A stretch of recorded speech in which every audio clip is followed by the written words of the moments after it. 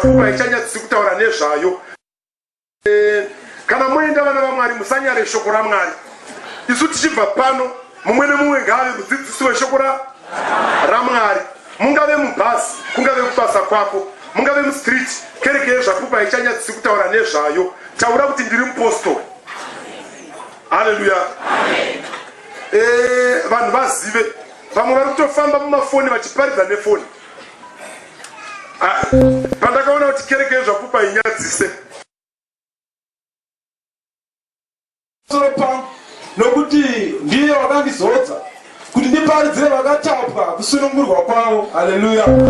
Ndiparidzire varombo evhangeri. Haleluya. Kuti ndiite kuna mapofu aone. Haleluya. Nematsi dzinzwe uye ndiregedze vakatsikirirwa. Apedza izvozvo ndobva vhara bhuku ndobva aidzosera kumutariri ndobva ataura zvikadzi mashoko aya azadziswa nhasi ndomunonzi kudhikleya. Haleluya. Kudhikleya kutaura zvinhu zvisati zvapo kuti zvatoitika. Haleluya. Kuti vanga vachirwara vaya vatopona ivo vasati vapona, kuti vanga vakasungwa vaya vatosunungurwa ivo vasati vasunungurwa. Nekuti kuna vaRoma 4:17 zvinonzi ndiMwari anotaura zvinhu zvisipo sekunge zvatoko. Haleluya.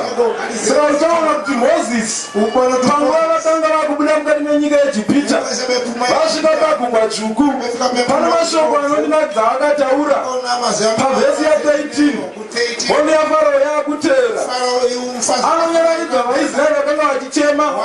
Hanzi zvino Mozisi akati kuvanhu, musatya henyu, mirai mugoona sununguro yaJehovha yachakuitirai nhasi.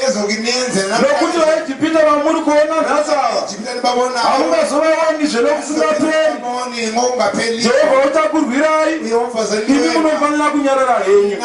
Akataura izvi hondo yevaIjipita ichitouya, asi ari kutaura kuti hamuchazoioni zvakare. Haleluya. Unogona unge uchiri kutozwa kurwadziwa pano, asi urwere hwauri kuzwaiko zvinowu hautazohuoni zvakare. Haleluya.